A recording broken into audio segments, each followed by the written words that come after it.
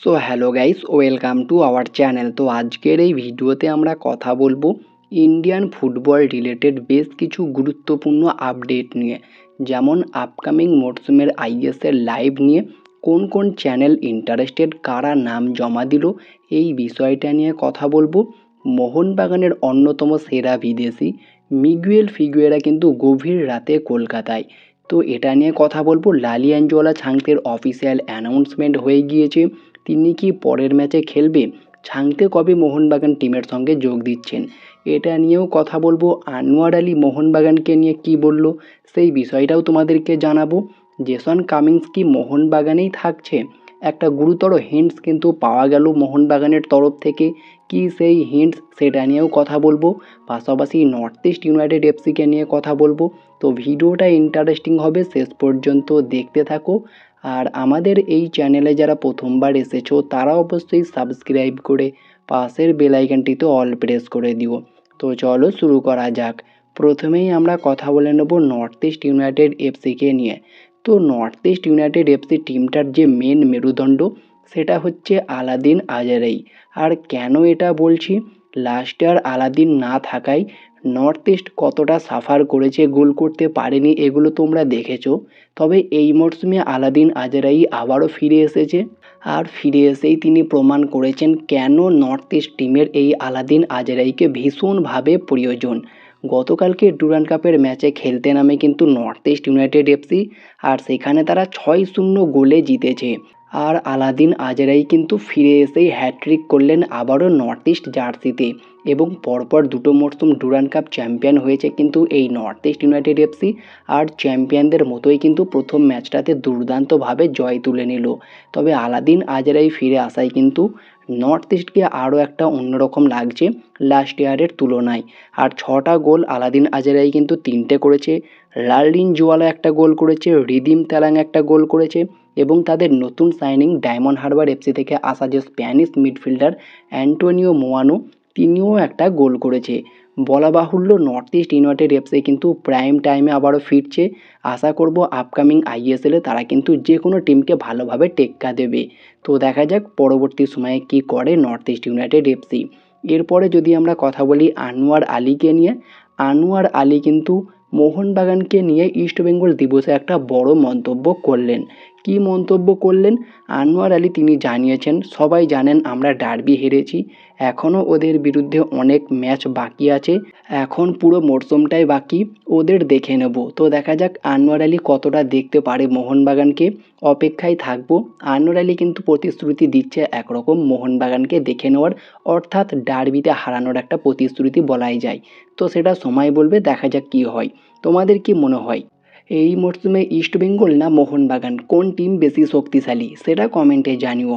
এরপরে যদি আমরা কথা বলি লালিয়ানজোলা ছাংতেকে নিয়ে, তো তোমাদেরকে অনেক আগেই জানিয়েছিলাম যে লালিয়ানজোলা ছাংতের অফিসিয়াল অ্যানাউন্সমেন্ট শুধু সময়ের অপেক্ষা। তো অবশেষে সেই অপেক্ষার অবসান ঘটিয়ে গতকালকে মোহনবাগানের তরফ থেকে লালিয়ানজোলা ছাংতের সাইনিংটা অফিসিয়ালি অ্যানাউন্সমেন্ট করে দেওয়া হয়েছে। আর লালিয়ানজোলা ছাংতে খুব দ্রুত কলকাতায় যোগ দেবে যেমনটা খবর রয়েছে। তবে মোহনবাগানে যোগ দিয়ে লালিয়ানজোলা ছাংতে কী বার্তা দিল সেটাই এখন তোমাদেরকে জানাবো। ছাংতে জানিয়েছেন, ডার্বি জেতার জন্য আমি জীবন বাজি রাখতে প্রস্তুত।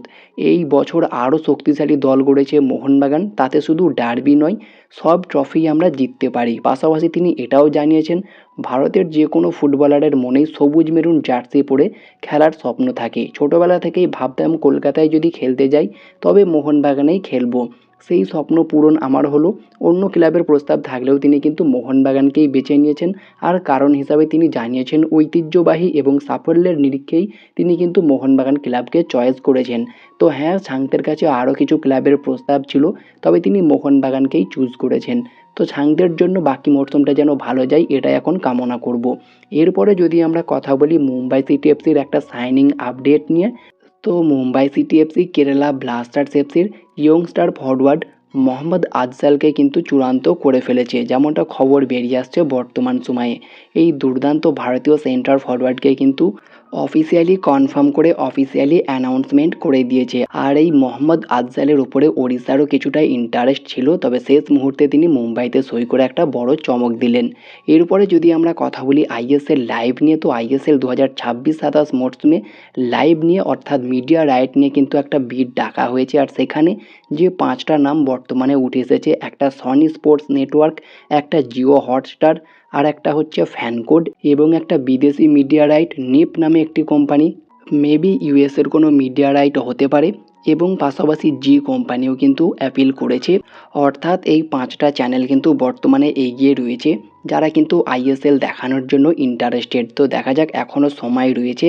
অফিসিয়ালিভাবে কোন পার্টনারকে চুজ করে ইন্ডিয়ান সুপার লিগের জন্য, এখন সেটাই দেখার। এরপরে যদি আমরা কথা বলি মিগুয়েল ফিগুয়েরাকে নিয়ে, অবশেষে মিগুয়েল ফিগুয়েরাও কিন্তু কলকাতায় চলে আসছে। গভীর রাতে তিনি কিন্তু কলকাতায় পা রাখছেন। আজকে রবিবার, আজকেই তিনি কিন্তু ভারতের উদ্দেশ্যে রওনা দেবেন এবং তিনি আসবেন গতকালকে, অর্থাৎ রাত 2:30 তিনি আসছেন। তো 12টার পরে তো সোমবার হয়ে যাবে। তো সোমবার ভোর রাতেই তিনি কলকাতা বিমানবন্দরে পা রাখছেন। আশা করছি মোহনবাগান সমর্থকরা তাকে ভালোভাবে বরণ করে নেবে। এরপরে একটা ইন্টারেস্টিং আপডেট তোমাদেরকে জানাবো। জেসন কামিন্সকে নিয়ে কয়েকদিন ধরেই তোমরা শুনছো, মেবি আমি অনেক আগেই জানিয়ে দিয়েছিলাম যে জেসন কামিন্সকে নেওয়ার জন্য ইন্টারেস্টেড ইস্টবেঙ্গল। তবে তারপরেই একে একে বেশ বড়সড় কিছু সোর্সও কিন্তু এই খবরটা করেছে যে জেসন কামিন্স ইস্টবেঙ্গলে যেতে চলেছে। ট্রান্সফার মার্কেটও কনফার্ম করেছে। তবে জেসন কামিন্সকে নিয়েই কিন্তু গতকালকে মোহনবাগানের তরফ থেকে একটা পোস্ট এসেছে। যেহেতু জেসন কামিন্স এখন উইদাউট ক্লাবে রয়েছে, মোহনবাগানের সঙ্গে চুক্তিও নেই, মোহনবাগান কিন্তু তাকে এখনও থ্যাংক ইউ পোস্টও জানায়নি। যেখানে রবসন এবং জেসন এই দুই প্লেয়ারকে এখনও থ্যাংক ইউ জানায়নি। দিমি এবং টম আলড্রেডকে অনেক আগেই থ্যাংক ইউ জানিয়েছে, জেসন কামিন্সকে কোনো প্রকার থ্যাংক ইউ জানায়নি। আর গতকালকে জেসন কামিন্সের বার্থডে ছিল, আর মোহনবাগানের অফিসিয়াল অ্যাকাউন্ট থেকে একটা পোস্ট করা হয় জেসন কামিন্সের হ্যাপি বার্থডে নিয়ে। তো এখান থেকেই কিছুটা জল্পনা শুরু হয়েছে, তাহলে কি মোহনবাগান ছাড়ছে না জেসন কামিন্সকে?